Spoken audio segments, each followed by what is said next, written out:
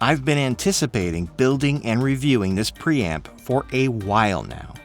It's the DIYRE 73P Neve 1073 clone, and it is all I hoped it would be. It's all the nerdy stuff, and it's coming right up. So, good day and welcome to the Time Preservation Society. I'm Louis Tully again.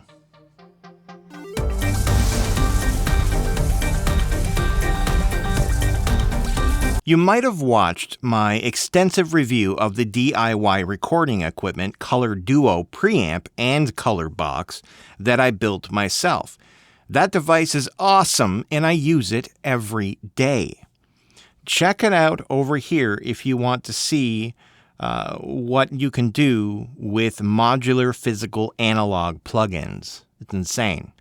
But this video is about the 73P. If you've never heard of a Neve 1073, just go to a musicians group somewhere online and just type Neve 1073 thoughts and prepare for a long thread.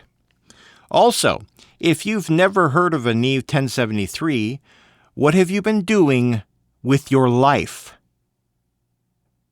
It took Peterson Goodwin and team years of research, trial and error, parts locating, and careful development to finally produce one of, if not the, most accurate 500 series clones of the famous Neve 1073 preamp in an affordable DIY kit format ever made.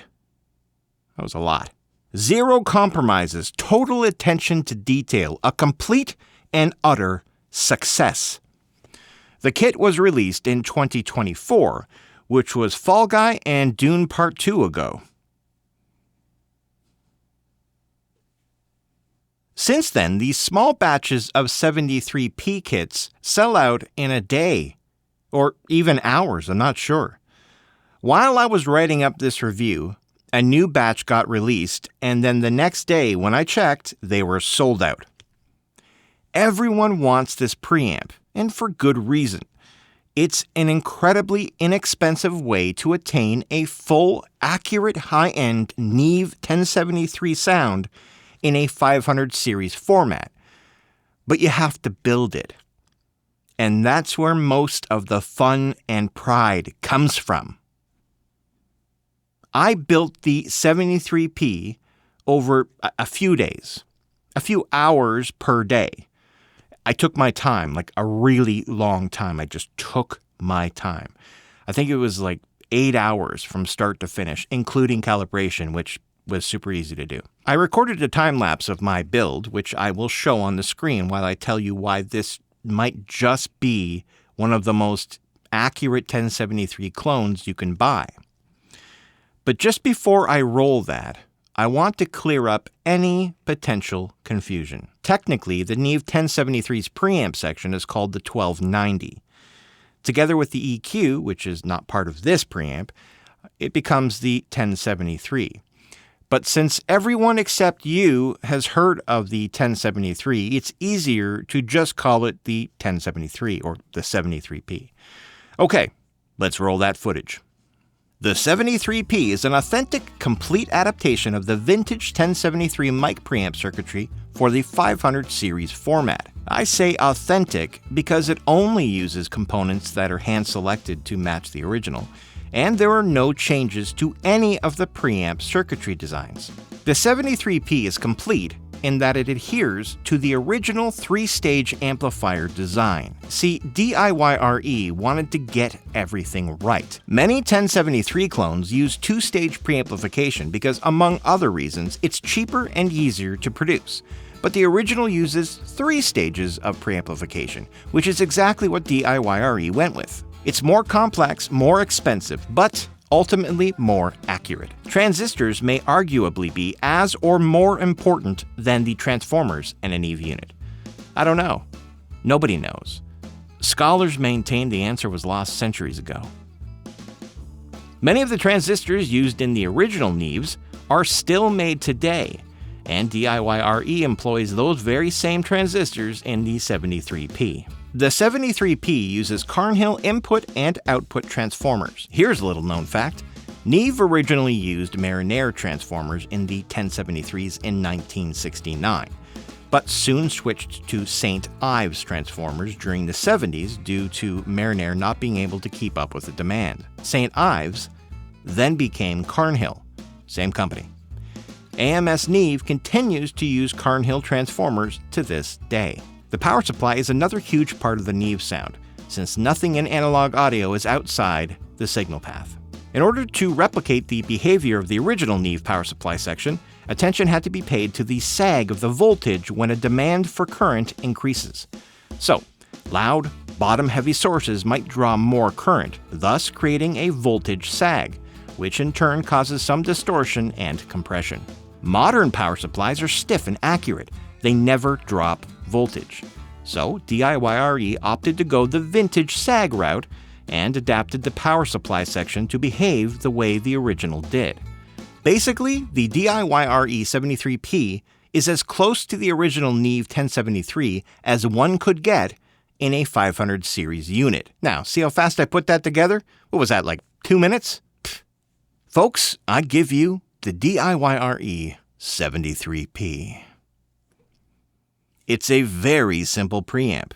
We've got the giant Gray Hill 12-position gain knob and a wonderful tight-feeling trim knob. And over here we have a polarity switch to flip your phase, a low impedance switch to change the impedance from 1.2K to 300 ohms, your 48-volt phantom power switch, and finally a mic line switch that will turn your 73P into a physical DAW plugin to add depth and warmth to your sounds. And here's a 1/4-inch unbalanced DI input.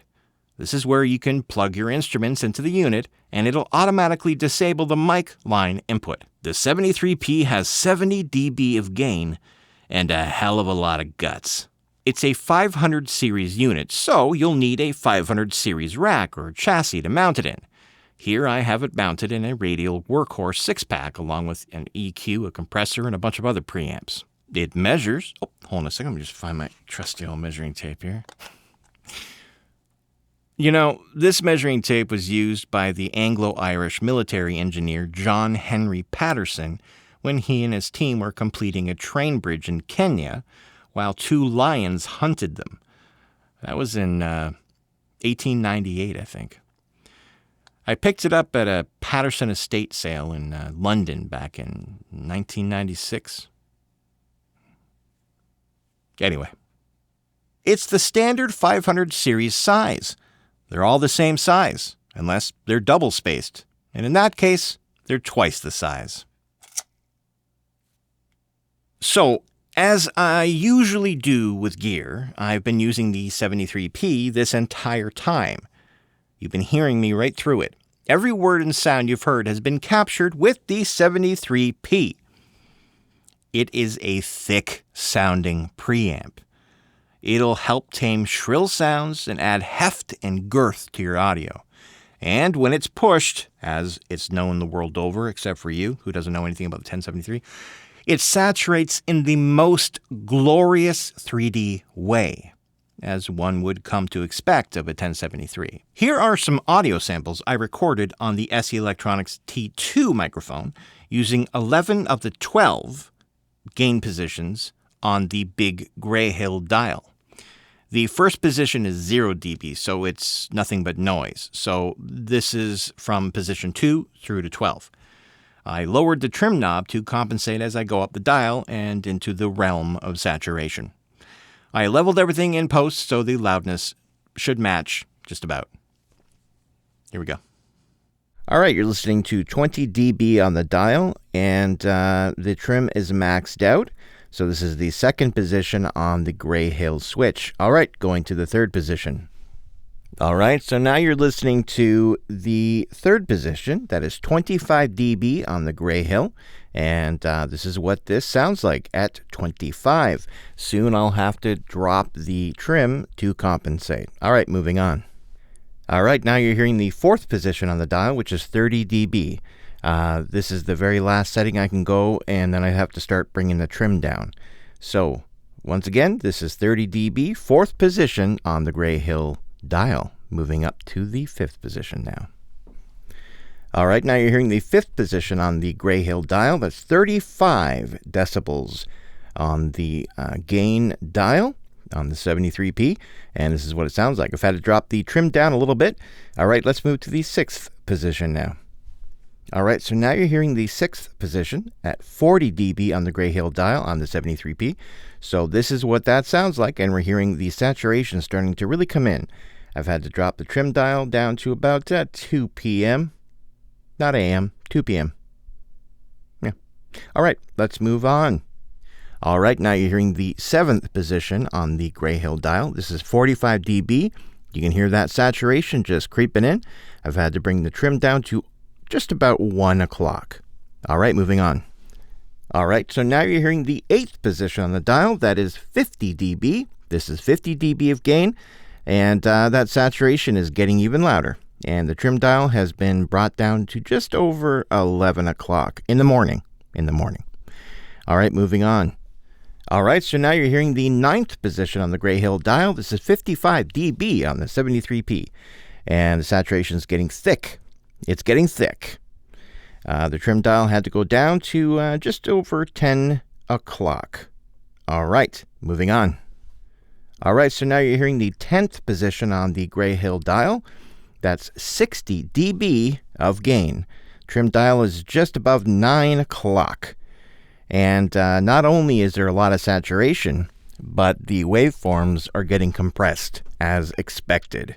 All right, moving on. Okay, so now you're hearing the 11th position on the Gray Hill dial. That's 65 dB of gain. It's getting saturated a lot, and the waveforms are getting squished as expected. All right, moving on. And finally, you're hearing the 12th position on the Gray Hill dial, 70 dB of gain, and the trim is, it's just about 8 o'clock in the afternoon. All right, because there's an 8 o'clock at the afternoon. Everyone knows that. And this is that sound. This is the sound of the Neve getting totally saturated. All right, that concludes this demonstration. Goodbye. And finally, I can't review an amazing audio product without writing and recording a little mini song using the very gear I'm reviewing, can I? But here's a twist. While I wrote the music, melody and lyrics and all that stuff and performed the instruments, blah, blah, blah, I didn't sing the song. My son Niles sang lead vocals on this one. Along with his busy schedule as an executive producer of the Time Preservation Society, Niles is also an awesome but undiscovered singer. He is a much, much better singer than I am. I am a terrible singer. I've only done backup and usually write songs and sell them. I'm not a singer, but he is. He's done a few cover tunes, but this is his debut performance to the world. He's 23 years old, has never performed live, but I think he has a very long singing career ahead of him. This is a song about how you can easily build a 73P. Anyway, without further ado, using the DIYRE 73P on every single track and instrument, I give you the 73P song featuring Niles Chamberland.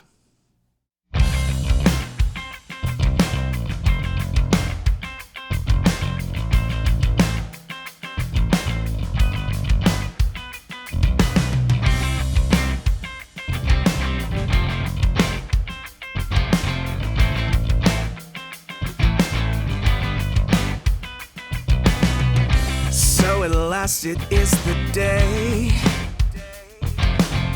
to build the pre that you've always wanted. You'll be okay. I know you've always felt scared and daunted, but it's easier than you think. And it'll be a fast. It'll be over in a blink. Probably not that fast. It's really like paint by numbers. Just hold fast. DIYRE 73P. Be so free.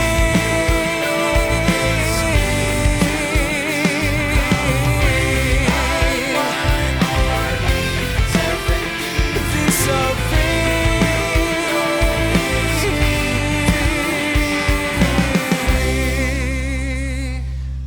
I think Niles did a fantastic job on that mini song. What do you think? So now we get to the price of the 73P. You can own the DIYRE 73P kit for only $400 USD at the time of this video. $400 bucks, that's it. What? Think about that. Think about it.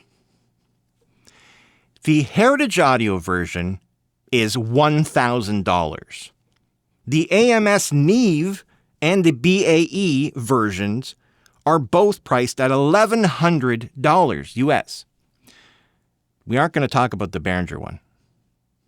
This gets you the most accurate to the original vintage specs of any 500 series 1073 clone anywhere close to this price point. This is an insane price. Just the Gray Hill switch alone is like $50. Okay? I have no idea how DIYRE turns a profit here, but one thing is for sure, Peterson is in it for the love, not the money, and I adore that about small operations. Once again, the instructions are the very best out there. They are so very easy to follow. They've got interactive build guides, which crosses off a part once it's installed. I mean, a well-trained dog could follow these. Honestly, DIYRE should win an award for their instructions. I mean, they're insanely good. This part is this.